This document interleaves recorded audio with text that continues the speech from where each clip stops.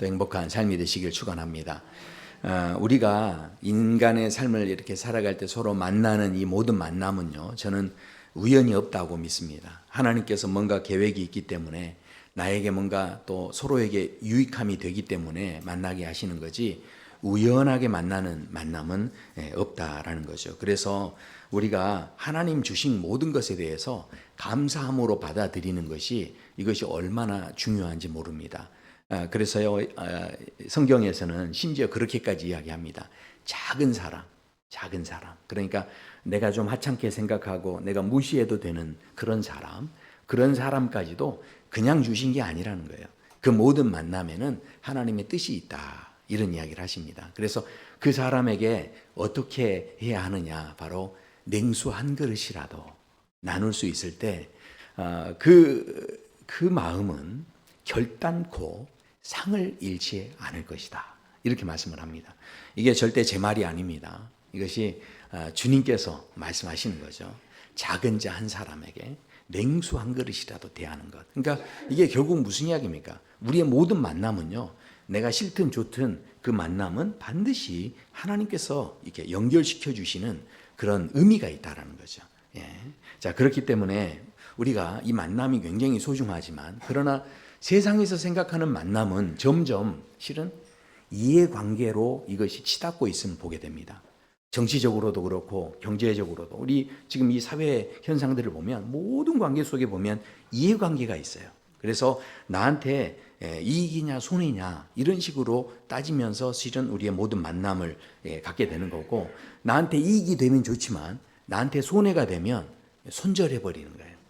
이게 서로 더 이상 당신하고 만나지 않겠습니다, 이제 이렇게 해도 얼마든지 살아갈 수 있는 그런 시대가 되고 있다라는 겁니다. 그런데 그런 식으로 인생을 살기 시작하면 내 주변에는요, 사람다운 사람은 안 남고 뭐만 남냐면 이해관계만 남게 돼 있습니다. 이제 나이 들고 이제 뭐 힘없고 이렇게 이제 되어져 가다 보면, 그러면요, 나한테 뭔가 얻어낼 것이 없다고 한다면, 그러면 사람들은 점점 떠나게 되고 결국은요, 내 인생이 외로워지고 메마른 인생밖에 될 수밖에 없다라는 것이죠.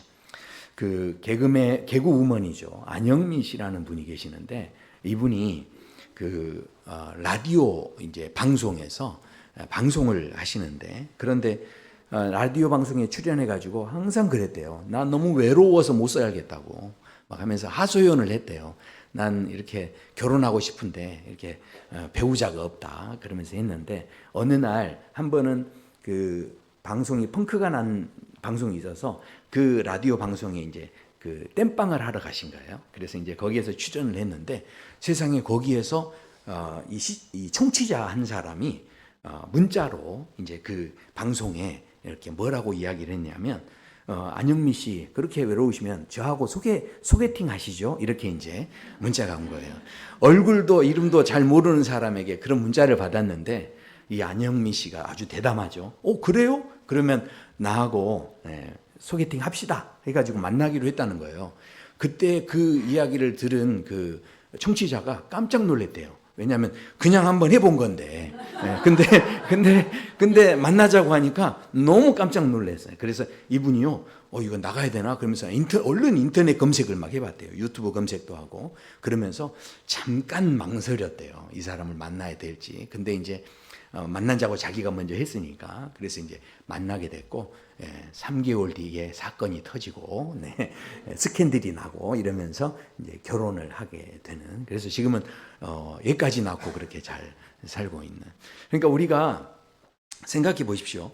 이 인간의 그 삶 속에 이 만남이라는 것에 대해서 내가 이것을 기쁘게 받아들일 때 그 역사가 또 이루어지는 이런 이제 현장을 이렇게 보게 된다는 거죠. 그런데 성경에 보면 아브라함이 천사들을, 그러니까 나그네를 이제 대접을 하는데, 천사인 줄을 모르고서 그냥 나그네 대접한다고 대접을 하는데, 이게 세 사람이 먹을 음식이 아니었던 거죠.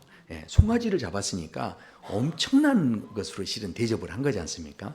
그러니까 너무너무 정성을 다해서 대접을 했는데, 히브리서에서는 이것을 어떻게 평가를 하냐면 이렇게 이야기합니다. 손님 대접하기를 잊지 말라. 이로써 부지 중에 천사를 천사들을 대접한 이들이 있었다. 그러니까 이 아브라함의 그 어떤 삶을 히브리서 기자가 이렇게 평가를 해줬다라는 거죠. 이때 이 나그네를 대접했던 이 아브라함은 결국은 1년이 지난 다음에 바로 그렇게 기다렸던 아들 독자 이삭을 얻게 되는 놀라운 은혜를 경험하게 되어집니다.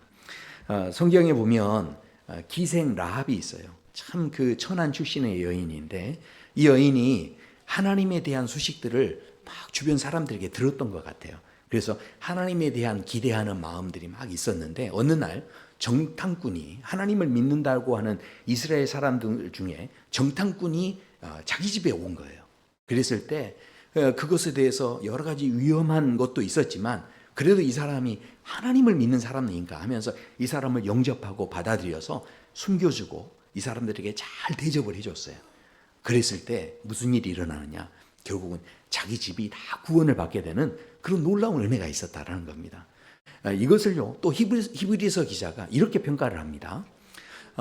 믿음으로 기생 라합은 정탐꾼을 평안히 영접하였으므로 순종하지 아니하는 자와 함께 멸망하지 아니하였도다. 그러니까 여기에 표현을 보면 영접하는 문제를 단순히 내가 친절을 베푼다 이렇게만 보지 않고 이건 뭐라고 이야기했냐면 영접하지 않는 것 자체가 순종하지 않는 것과 지금 같은 것이다 하는 그런 문제로 이것을 이야기하고 있었다는 거죠. 결국은 영접했을 때, 그랬을 때 그 마음을 가졌던 이 기생 라합의 온 집이 다 구원을 받게 되고 여리고성을 다 이게 무너지게 되면서 나머지 순종하지 않는 사람들은 다 멸망하게 되는 이제 이런 상황이 있었다라는 거죠. 그래서요, 우리가 이 땅에서 살아갈 때 되어지는 모든 만남, 내가 좀 이렇게 아주 친밀한 사람도 있지만 내 마음에 나하고 좀 안 맞는 사람, 나는 완전히 T인데 저 사람은 또 나하고 성향이 완전 다른 그런 사람이 있을 수 있죠. 그러나 이런 모든 만남엔 우연이 없다는 거예요. 그래서 우리가 이 만남을 소중하게 여기는 것이 굉장히 중요하다 하는 생각을 해보게 됩니다. 특별히 우리가 오늘 읽었던 이 본문 고린도 전서의 말씀인데 고린도 교회의 상황을 보면 매우 특별한 상황에 있다 하는 생각을 해보게 됩니다.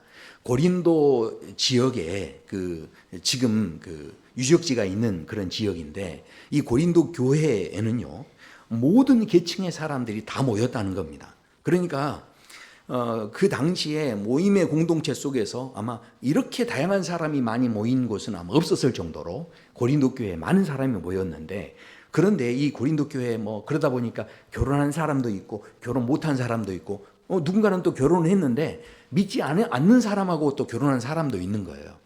그리고 어떤 사람은 믿음 좋은 사람하고 이렇게 결혼한 사람이 있고, 그러다 보니까 끊임없이 서로 비교가 되다 보니까 이게 분쟁이 일어나는 거죠. 그래서 이 고린도 교회에 수많은 문제들이 일어나요. 결국은 뭡니까? 여기에 배운 사람도 있고 못 배운 사람도 있고 가난한 사람도 있고 부자인 사람도 있고 굉장히 다양한 사람들이 함께 모여가지고 원래 사회적인 분위기는 절대 그게 아니었는데 이 교회에 와서는 다 뭐가 된 겁니까? 형제고 자매가 된 거예요. 신분과 지역과 위치와 인종과 조건과 전혀 상관없이 여기만 오면 모든 사람들이 다 형제님, 자매님 이렇게 이제 할 수 있다는 것이 바로 예수 그리스도의 이름 안에서 이렇게 모일 수 있다는 것이 너무나 그 자체만으로 큰 기적이었던 거죠. 자, 그런데 그런 이제 이 교회 안에 문제가 뭐였냐면 사회적인 약자들, 그러니까 이제 병든 사람들, 또 특별히 종의 신분을 가졌던 사람, 이런 사람들이 교회에 와서 예배 드리고 공동체 생활을 이제 함께 하게 되는데, 그런데 처음에는 너무 좋았겠죠. 밖에서는 주인님 했는데 교회 와서는 형제님, 자매님 서로 이렇게 하니까 이게 얼마나 좋았겠어요. 자, 그런데 공동체 생활을 하면 할수록 사회적인 약자들의 입장에서는 자꾸 이게 열등감이 되는 거예요. 뭔가 교회 생활을 할 때 하면 할수록 이제 기쁘고 감사해야 되는데 자괴감이 드는 거예요. 왜냐하면 교회 안에서 내가 종의 신분으로 하나님께 영광을 돌릴 수 있을까 이렇게 생각을 하면 이게 쉽지 않다는 걸 깨달은 거죠.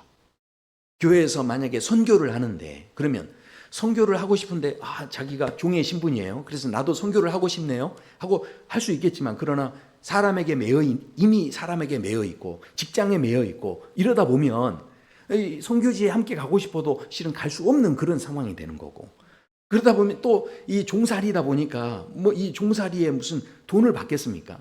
그러니까 선교비 지원도 하고 싶은 마음은 굴뚝 같은데, 그런데 거기에 넉넉한 마음으로 뭔가를 할 수 없는, 마음이야 그 원이지만 그러나 내 상황 자체는 그것을 절대 이렇게 지원할 수 없는 이런 그 상황 속에서 있다 보니까 그것을 막 마음껏 자유자는 막 여행도 그 선교 여행도 같이 다니고, 그다음에 지원하는 것도 마음껏 하고 이런 분들을 보면은 이게 마음에 열등감이 생기고, 나는 이게 뭔가, 나는 진짜 하나님께 영광 돌릴 수 있을까? 이렇게 하면서 실은 이 마음속에 굉장히 괴로움들이 있었고 부러움이 있었다라는 거죠. 이것은 자연스럽게 열등감이 생겨지는 이런 차원에 이르게 됐다라는 겁니다. 자, 그런데 그런 이 사람들에게 하나님께서 바로 사도 바울을 통해서 굉장히 중요한 말씀을 주시는데요. 이렇게 이제 말씀을 합니다. 뭐라고 하냐면, 각 사람은 부르심을 받은 그 부르심 그대로 지내라. 내가 종으로 있을 때에 부르심을 받았느냐? 염려하지 말라. 그러니까 염려하지 말라는 말 들으면 뭔가 마음에 막 위로를 주시는 그런 말씀인 것 같은데, 뭔가 좀 안심이 되는 것 같은데, 그런데 이 말씀을 자세히 보시면 그 부르심을 받은 그대로 있으라는 거예요. 이어지는 24절을 보면, 형제들아 너희는 각각 부르심을 받은 그대로 하나님과 함께 거하라, 이렇게 말씀을 합니다. 그러니까 지금 이 상황을 보면, 네가 배우지 못한 가운데 부름을 받았니? 그러면 그냥 그대로 있으라는 거예요. 네가 종으로 부름을 받았느냐? 그러면 그대로 있으라는 거죠. 거기에서 벗어나려고 애쓰거나 노력하지 말고 그냥 하나님 은혜나 누려라, 이런 이야기예요. 지금 이 내용이 얼마나 지금 실은 우리를 언짢게 하는 내용인 줄 모릅니다. 왜냐하면 이게 그냥 거기 있는 그대로 있어라, 이런 말이에요. 아니, 하나님 말씀을 이렇게 받을 때 우리 마음이 편하겠습니까? 지금 이게 도대체 뭔가 하시는 것 같아서 제가 이것에 대해서 조금 이해할 수 있는 원색적인 표현을 하면, 이 내용이 무슨 이야기냐면 분수에 맞게 살아라, 이런 이야기. 분수에 맞게 살아라. 한번 생각해 보십시오. 아니, 우리가 지금 병환 중에 있었어요. 그리고 내가 종살이를 했던 사람인데, 그런데 예수님 믿고 나서 내 신분이 달라지고 내가 병에서 막 치유를 받고 이렇게 해가지고 내가 훨씬 나아졌다는 거예요. 그러니 당신도 내가 만난 예수님을 만나세요, 이렇게 해야 전도도 할 수 있고, 이거 얼마나 신이 나고 얼마나 이게 즐겁겠습니까? 아니, 그런데 여기 와가지고 내가 종의 신분으로 왔는데, 그런데 야, 네가 종으로 있다고 할 때 거기에서 굳이 자유인이 되려고 노력하지 말고 그냥 있는 대로 만족하고 살아라, 뭐 이런 식으로 이 말씀이 들려지니까 이것 자체가 실은 받아들이기가 실은 쉽지 않은 그런 말씀이다라는 것이죠. 자, 왜냐하면 우리가 사는 이 세상은요, 분명히 상황과 환경으로 평가를 받기 때문에 그렇습니다. 그러니까 왜 우리가 이 상황과 환경을 자꾸 바꾸려고 그러죠? 세상 사람들은요, 우리를 볼 때요, 그 속마음의 진실함이나 이 사람이 얼마나 착한지 이런 거 보고 사람을 판단하지 않습니다. 모든 사람들이 서로를 판단할 때 어떻게 판단하는 줄 아십니까? 어디 사세요? 그래가지고 강남에 산다고 그러면 이렇게 좀 대단하게 보는 거죠. 우리 초등학교 애들도 어떻게 해요? 네 집 어디야? 해서 여기 어디입니까? 롯데캐슬 이런 데 되면 그런 애들이 이제 여기 빌라에 산다고 그러면 무시하는 거예요. 이 어디 사느냐, 이게 실은 그 한마디로 그 사람을 평가하는 거죠. 그 사람의 내면에 뭐가 있는지는 중요하지 않아요. 어디 사느냐가 중요한 거예요. 몇 평 사느냐가 중요한 거예요. 그러니까 세상에서는요, 우리가 아무리 야 그러면 안 돼 이렇게 이야기해도요, 그래도요, 어떻게 해요? 어디 사냐고 그러는데 주소도 잘 모르겠는데 이런 데 막 이야기하고 그러면 그러세요? 그러면서 약간 좀 이렇게 무시하는 듯한 이런 이제 느낌을 갖게 되는 거죠. 제가 확실하게 더 말씀드리면 그럴 수 있어요. 대부분 사람들이 만날 때 뭐 물어보는 줄 아십니까? 학교 어디 나오셨어요? 어느 대학 나오셨어요? 이렇게 물어보는 사람들이 의외로 많습니다. 그러니까 이렇게 말한다는 건 뭡니까? 그 한마디로 모든 게 다 평가가 돼버리는 거예요. 그러니까 우리가 사는 세상이 이렇다 보니까 많은 사람들이 이 상황과 환경을 어떻게든 변화시키기 위해서 막 에너지를 다 쏟고 최선의 노력을 다하는 거예요. 그래서 맹자 어머니께서도 우리에게 상황과 환경이 얼마나 중요한지 우리에게 교훈을 해주셨죠. 그래서 처음에 이 맹자를 데리고 무덤 근처에서 살았는데 세상에 맹자가 가만히 보니까 장의사 흉내를 계속 내는 거예요. 그러니까 이게 안 되겠다 싶어서 그래서 맹자 어머니가 어디로 이사를 가냐면 이제 좀 사람들이 많이 있는 여러 사람을 좀 배우라 이런 뜻에서 시장으로 이사를 갔는데 세상에 맹자가 장사하는 흉내를 내는 거예요. 이거 얼마냐 하면서 이게 파는 막 흉내를 내고 이러는 거예요. 그래서 안 되겠다 싶어서 이제 맹자 어머니가 결국에 어디로 가냐면 서당 옆으로 가게 됐다라는 겁니다. 그래서 이 환경이라는 게 그만큼 중요하다 이런 말씀을 하는 거죠. 자, 그런데 아멘 하시면 안 돼요. 왜냐하면 하나님께서는 절대로 상황과 환경이 중요하지 않다라고 성경에서 우리에게 말씀하고 계십니다. 자, 생각해 보십시오. 만약에 진짜로 환경과 상황이 진짜 중요하다고 한다면 그렇다면요. 학교 옆에 사시는 분들 계세요? 학교 옆에 살면 그 집의 자녀는 다 공부 잘하나요? 네. 한번 생각해 보세요. 그러면 그런 구조라고 한다면, 그런 논리라고 한다면 은행 옆에 살면 그 집은 다 돈 잘 벌게요. 제 집 옆에는 새마을 금고가 있습니다. 그럼 저는 돈을 잘 벌까요? 네. 그러니까 그런 구조를 생각하면 우리가 이게 말이 실은 안 맞는 이야기인 거죠. 자, 그러니까 우리가 이 진정한 복은 상황하고 환경에서 오는 것이 아니다라는 것에 대해서 성경의 많은 그 사건들을 통해서 우리에게 말씀을 합니다. 우리가 잘 생각해 볼 수 있는 게 오늘 이 고린도 교회에도 종의 신분을 가졌던 사람이 있다라고 하는데 이스라엘 백성들이 종살이를 400년, 430년이나 한 거예요. 그러니까 이 사람들이 너무 힘들어가지고 우리의 상황과 환경을 바꿔달라고 아우성을 한 겁니다. 그때 하나님께서 이 사람들의 기도와 부르짖음을 들어주시고 그 상황을 바꿔주셔서 이 애굽에서 종된 자리에서 나오게 하셔서 자유인의 삶을 살도록 이끌어 주시죠. 자, 그러면 그렇게 환경이 바뀌었으니까 아유 하나님 감사합니다 할렐루야 하면서 그렇게 했을까요? 분명히 광야에서는 누구의 간섭도 받지 않게 되었고 자유자의 삶을 살게 되어졌죠. 누구에게도 명령받지 않아도 되는 그런 자리까지 간 겁니다. 그런데도 불구하고 이 사람들이 어떻게 됩니까? 상황과 환경은 바뀌었지만 그러나 이 사람들이요 또 다른, 그러니까 이게 겉모습은 자유인이 된 것 같지만 이 속사람이 안 바뀌니까 결국 뭐 합니까? 먹을 것의 종이 되는 거예요. 먹을 것의 노예가 돼서요. 그래서 먹지 못하는 것 가지고 불평하기 시작하고 원망하기 시작하는데 하나님께서 만나와 외출하기를 먹여주시는데도 불구하고 그것에 대해서 원망이 깊어지는 그런 자리로 가게 됐다는 거죠. 그러면서 한다는 말이 뭐냐면 차라리 애굽이 더 나았다. 그런 이야기야. 그러면서 아마 그때 그 사람들이 이런 말은 안 했겠지만 제가 짐작해 볼 건데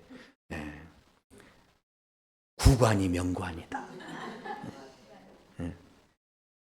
이런 말 어떻게 살면서 해보지 않으세요? 우리가 대부분 상황과 환경이 변하기 위해서 많이 노력하시는 분들 알고 보면 시간 지나고 보면 그런 말 하지 않으세요? 구관이 명관이다. 그러니까 지금 이 이스라엘 백성들이 그런 그 마음의 원망을 가지고 있었다는 거예요. 그렇게 원망하는데 하나님께서 여기에 대해서 막 혼내고 막 이렇게만 하지 않으시고 그럼에도 불구하고 하나님께서 이 사람들을 이끌어 주셔서 이제 어디로 들여주시냐면 가나안 땅으로 들여주십니다. 광야에서 먹을 것 가지고 그렇게 불평했으니까 이번에는 더 잘 살 수 있는, 먹을 것 가지고 불평하지 않을 수 있는 그런 땅으로 하나님께서 인도해 주셔서 그 땅을 점령해서 이제 살게 하시는데, 그런데 세상에 그런 마음을 가졌던 이 사람들이 거기 갔더니 어떻게 됩니까? 더 먹으려고, 더 많은 걸 차지하려고 이렇게 하면서 이 사람들이 몸부림치다 보니까 결국은 어떻게 됩니까? 우상을 숭배하는 자리까지 가게 되는, 그 미혹에 그냥 쉽게 빠져드는 그런 자리에 서게 됐다는 거죠. 상황과 환경이 바뀌어지면 모든 게 바뀌어지고 믿음으로 더 잘 굳게 설 줄 알았습니다. 그런데 상황과 환경이 바뀌어진다고 할지라도 그 속 사람이 바뀌지 않으니까 결국 뭐가 됐다는 겁니까? 끊임없이 더 가지고 차지하려고 하는 쪽으로 결국은 그것이 그 인생에 뭔가에 계속 집착하게 되는 그런 그 물질의 종이 되어지는 그런 자리까지 가는 그 독이 되어졌다라는 것이죠. 그러니까 상황과 환경이 변화되는 것에만 집착하는 것은요, 오히려 그것이 내 인생을 망치게 되는, 오히려 겉으로야 뭐 종의 신분에서 다른 주인의 신분으로 바뀐다 할지라도 그것 자체는 오히려 더 깊은 내 인생의 비참함을 가지고 오는 것으로 진행될 수밖에 없다는 거죠. 그렇기 때문에 상황과 환경 바꾸는 거, 그것보다 더 중요한 게 있다는 거예요. 그것을 바꾸는데 애쓰지 말라는 거죠. 그것보다 더 중요한 것은 바로 뭐라는 겁니까? 이 고린도 교회에 있는 구성원들 그 마음속에도 나의 상황과 처지에 대해서 내가 정말 바뀌길 원하는 그런 마음들이 다 있었지만, 그럼에도 불구하고 그게 중요한 게 아니라 너희가 정말로 하나님과 어느 자리에 있든 부르심의 그 자리에서 하나님과 함께하는 게 중요하다, 이 말씀을 하셨다라는 것이죠.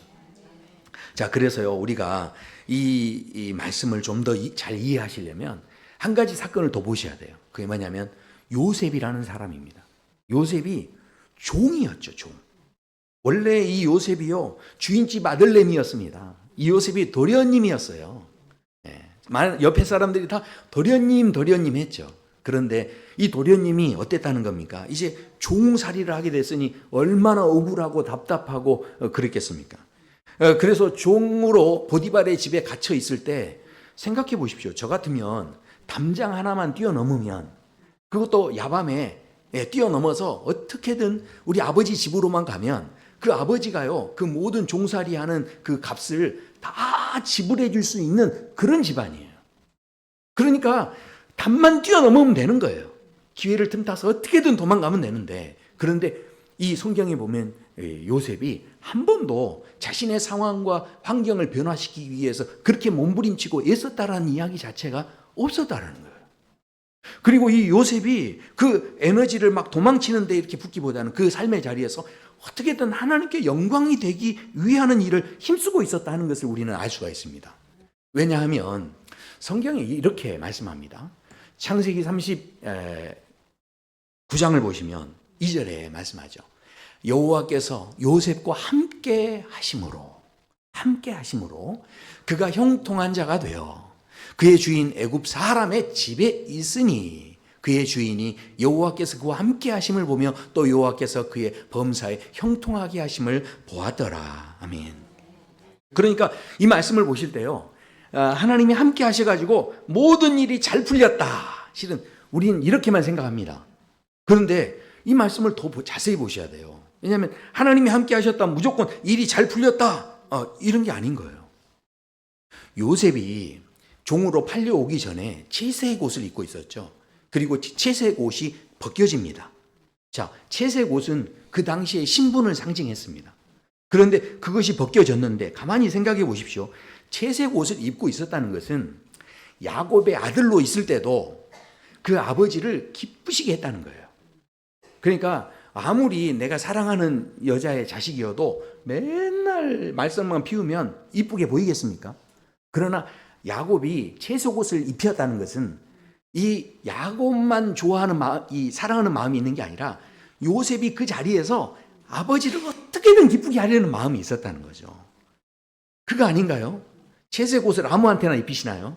그게 아니죠. 그러니까 이 요셉이 그 아들의 자리에 있었을 때 그때 아버지를 어떻게든 기쁘게 하려는 이제 그런 마음이 있었는데, 그런데 보디발의 집에 와서도 이 요셉은 어땠냐면 바로 그 자리에서 도망치는데 지금 마음 쓰고 있는 게 아니라 종의 자리에 있는데 그 신분의 자리에서 함께 있는 그 주인이 되는 보디발을 기쁘게 하기 위해서 계속 마음을 썼다는 거예요. 나중에 그 보디발의 아내가 자기를 유혹할 때도 뭐라고 합니까? 주인이 다 허락했는데 당신만은 아닙니다. 그러니까 누구 마음을 생각하고 있는 겁니까? 주인의 마음을 기쁘게 하려는 마음이 있었다라는 거죠. 그러니까 지금 이 요셉은요, 어떤 신분에 있든지 그 자리 속에서 그 자리에 속한 그 사람들에 대해서 기쁘게 하려는 마음이 있었는데, 그것은 그 중심에는 뭐가 있었다는 겁니까? 그것이 하나님과 함께 했다는 거예요. 그러니까 하나님께서 하나님 지금 내가 아들의 자리에 있는데 내가 어떤 아들이 되기 원하십니까? 하나님 내가 야곱의 아들로 내가 어떻게 살기 원하십니까? 이런 질문을 스스로 했다는 이야기죠. 그리고 종의 자리에 왔는데도 종의 자리에서 하나님 내가 이 낮은 자리에 있는데 여기에서 하나님 뭐 하기 원하세요? 제가 어떤 종이 됐으면 좋겠어요? 하나님께 질문했다는 이야기죠. 그래서 하나님을 기쁘시게 하는 일이, 하나님이 나에게 주신 지금 감당하게 하시는 일이 무엇인지 그것을 감당해내려고 그렇게 하다 보니까 결국은 누가 함께 하는 게 이렇게 드러난 겁니까? 하나님이 함께 하는 것이 자연스럽게 드러나게 됐다라는 것입니다. 그러니까 우리가 이 하나님을 기쁘시게 한다는 것이 무엇인지를 다시 한번 좀 이렇게 생각해 보셔야 되는데, 그것은 바로 야곱이에요. 야곱은 잘 아시는 것처럼 둘째로 태어났습니다. 그 당시에는요, 장자에게만 축복권이 내려갔어요. 축복이 장자로만 이렇게 이어졌죠. 이 모든 것을 사람들이 다 알았기 때문에 야곱 또한 복을 받고 싶었지만 자기가 둘째였기 때문에 그래서 어떻게든 몸부림쳐가지고 애를 써서 상황과 환경을 바꾸기 위해서 최선의 노력을 다합니다. 그래서 형이 배고파서 오니까 팥죽을 팔아가지고 그 장자권을 이제 사게 되죠.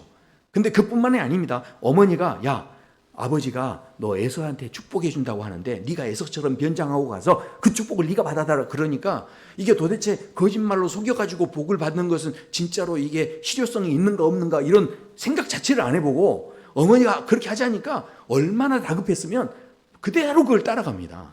아니 사람이 좀 생각을 해야 되지 않습니까? 근데 생각 자체를 안 하고, 그러니까 그만큼 이 야곱의 마음에 뭐가 있었다는 겁니까? 상황과 환경을 바꾸기 위해서 막 무던히도 노력하고 싶어하는 그런 마음의 중심이 지금 있었다는 거죠. 그러니까 그 몸부림침이 있었기 때문에 어머니가 말하니까 후딱 넘어가서 그냥 그렇게 한 거예요. 자, 그런데 자, 한번 생각해 보십시오. 만약에 야곱이 형이 다 왔는데 형이 너무 배고파하는 거예요. 그러니까 형, 아니 밥은 먹고 다녀? 그러면서 아니 그래도 밥은 먹고 다녀야지 이러면서 내가 죽 끓였으니까 이 죽이나 먹어. 그러면서 죽을 이렇게 만약에 아무 조건 없이 줬다고 한다면 또 한번 생각해 보십시오. 지금 어머니가 야, 아버지가 형한테 지금 축복 기도하려고 그런다. 네가 변장하고 가서 그렇게 너가 얼른 기도를 받았으면 좋겠다. 그랬을 때 어머니, 제가 축복 기도 받고 싶은 것은 사실이지만 그러나 선은 넘지 맙시다. 네? 어머니 이렇게까지 해가지고 복을 받는 것은, 이게 기도를 받는 것은 이건 아닌 것 같아요. 어머니 왜 이러시는 거예요? 이러면서 만약에 야곱이 그렇게 했었다고 한다면 그러면 야곱은 복을 받지 못하게 됐을까요? 저는 절대 아니라고 생각합니다. 제가 이렇게 자신 있게 이야기할 수 있는 이유가 있어요. 그게 뭐냐면 말라기서를 보면요, 말라기서에 하나님께서 이 이스라엘을 사랑을 하니까 이스라엘 사람들이 왜 우리를 사랑한대요? 이렇게 질문합니다. 그랬더니 하나님 뭐라고 하시냐면 내가 야곱을 사랑하였고 에서는 미워했기 때문이다 이렇게 말씀합니다.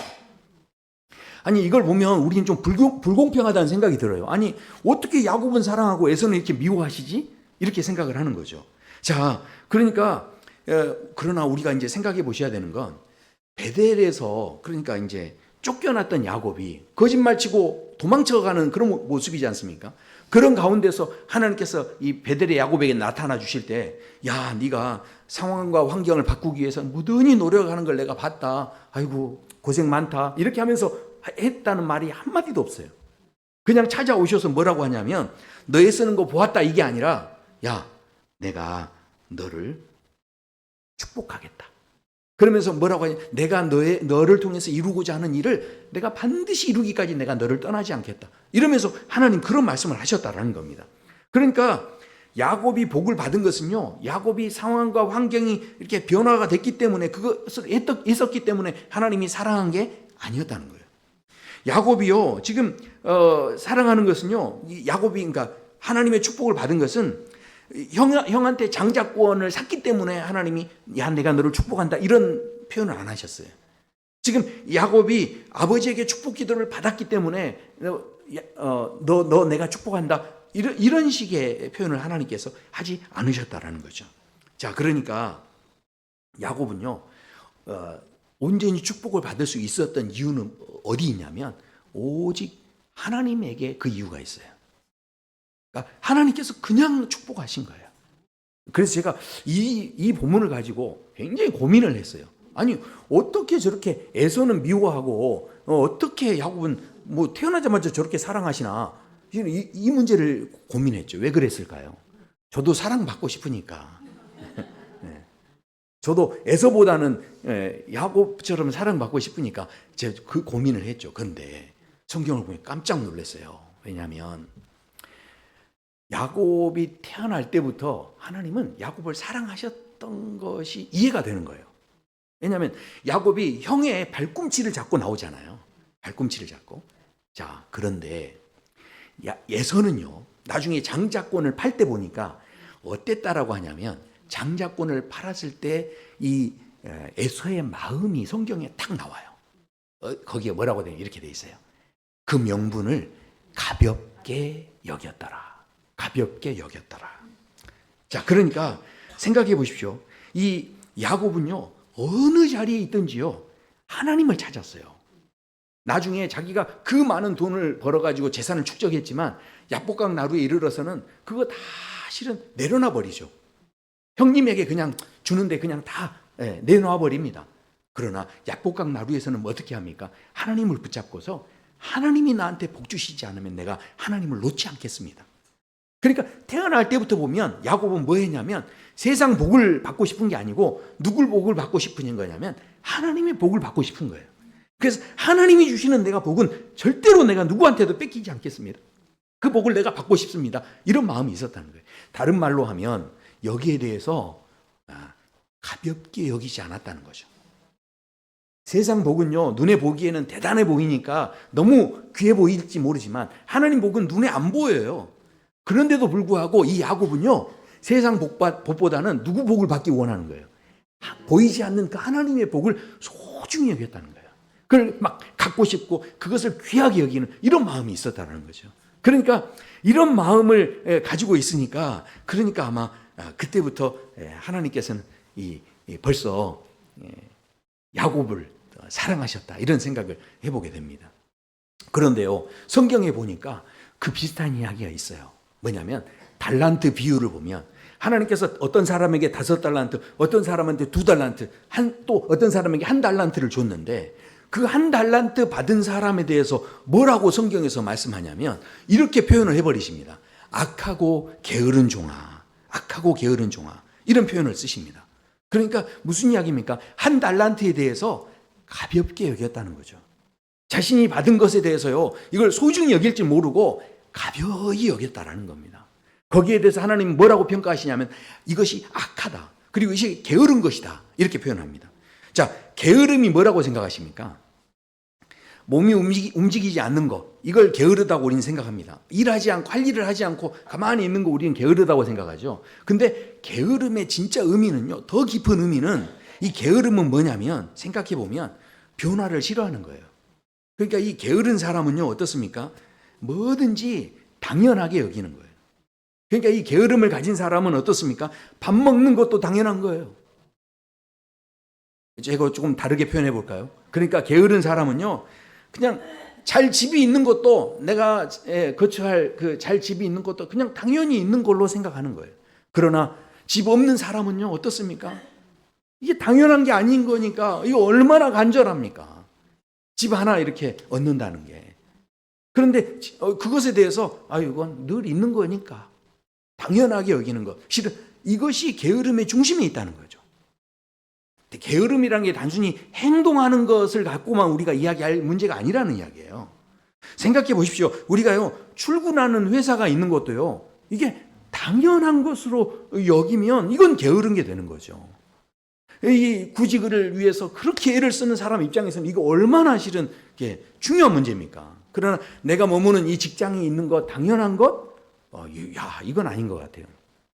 저희 교회 청년 중에 한 사람이 직장에 지금 다니는데, 근데 그 직장에 세상에 그 자리가 하나 나왔는데, 그 자리에요, 빈 자리에 들어오겠다고 60명 이상이 나와요.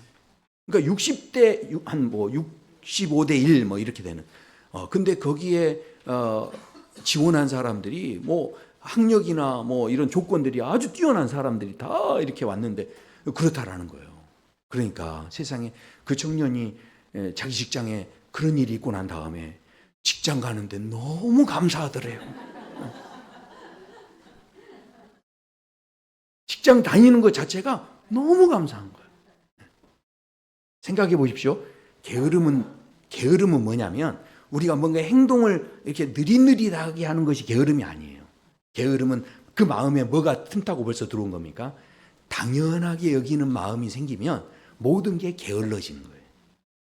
그러니까 생각해 보세요. 이 당연한 마음은요, 소중히 여기는 마음이 없는 거예요.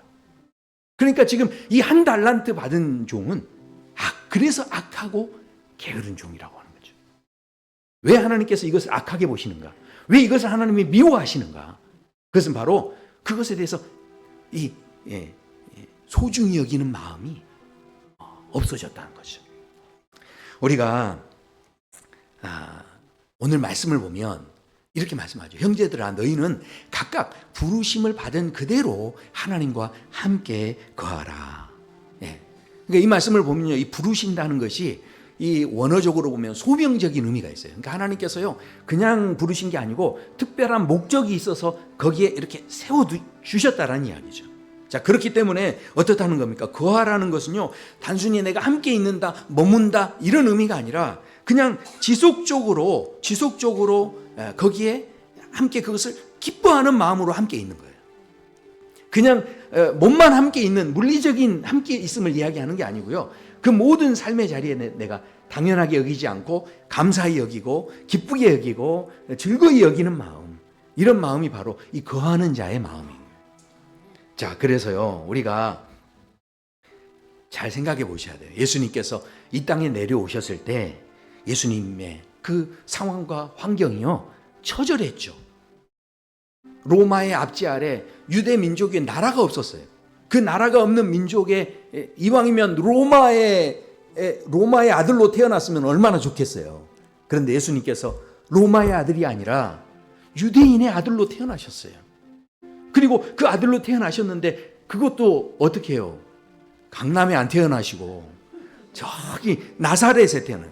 그래서 예수님한테 어디서 오셨어요? 물어볼 때 예수님이 나사렛에서 왔는데요. 그럴 때 사람들이 나사렛에서는 선한 것이 날 수 없다라고, 그렇게 무시하는 땅에서, 유대인 중에서도 가장 무시당하는 그 땅에서 예수님이 태어나셨는데, 그런데 놀라운 것은요, 그 상황과 환경을 바꾸시기 위해서 예수님은 한 번도 그것에 에너지를 쏟으신 적이 없으셨다는 거예요. 예수님께서는요, 말구유 안에 태어나셨지만 예수님께서 그걸 바꿔보려고 신분 세탁하신 게 하나도 없으세요. 나사렛에서 태어나셨지만, 갈릴리에 거하셨지만, 또 목수로 있었을 때 젊은 청년의 그 자리에서 목수라는 그 직업이 천한 직업인데 그런 직업을 바꿔보려는 그런 노력을 하지 않으셨죠. 예수님께서는 사람들에게 핍박을 받고 조롱을 받고 손가락질을 받을 때도 예수님은 그거 어떻게든 내가 상황을 모면하고 그걸 바꿔보려고 노력하는 모습이 하나도 없으셨다라는 겁니다. 오히려 그 자리에서 뭐 하신 겁니까? 하나님의 뜻이 무엇인지, 그리고 하나님의 마음이 무엇인지, 나를 지금 이곳에 있게 하신 하나님의 생각이 무엇인지, 그렇게 예수님께서는 하나님의 뜻과 마음에 그 모든 에너지를 다 쏟으시고 결국은 십자가에 달리셔서 다 이루었다라고 우리에게 말씀하시면서 결국은요, 뭐라고 하시는 겁니까? 우리가 종살이에 있든 주인의 자리에 있든 어느 자리에 있든 그 자리에서 하나님의 뜻을 우리가 붙잡을 수 있다면 얼마든지 이 하나님의 은혜를 드러낼 수 있는 그 믿음의 자리에 설 수 있음을 누가 몸소 보여주신 겁니까? 예수님께서 우리에게 몸소 보여주셨다라는 것이죠. 결국은 오늘 우리에게 주시는 이 말씀은요, 결국 뭡니까? 야, 그냥 되는 대로 살아, 이런 이야기가 아닙니다. 분수에 맞게 살아, 이런 이야기도 아닙니다. 오늘 하나님께서 우리에게 원하시는 건요, 우리가 막 거창하고 대단한 일을 이루는 걸 지금 중요한 게 아니라 내가 어찌됐든 그 자리에서 하나님을 기쁘시게 하기 위해서 서 있다 보면 마치 그 요셉이요, 그 어느 위치에 있든 채색 옷을 입었든지 채색 옷을 벗김을 당했든지 또 감옥에서 그 죄수의 옷을 입었든지 어떤 옷을 입었든지 상관없이 그 마음의 중심에는 항상 하나님과 함께 하려는, 하나님을 어떻게 하든 기쁘게 하고자 하는 그 마음의 중심이 있었기 때문에 결국은 총리의 자리에 올라서서도 요셉은 마음이 변하지 않습니다. 그리고 끝까지 그의 삶을 통해서 하나님의 복을 받게 되는, 하나님과 형통한 믿음의 삶을 살게 되어졌다는 것이죠. 우리 사랑하는 성도 여러분의 삶의 자리에 이 놀라운 하나님이 함께 하시는 그 임마누엘의 은혜가 있게 되길 축원합니다. 기도 우리 찬양하시겠습니다.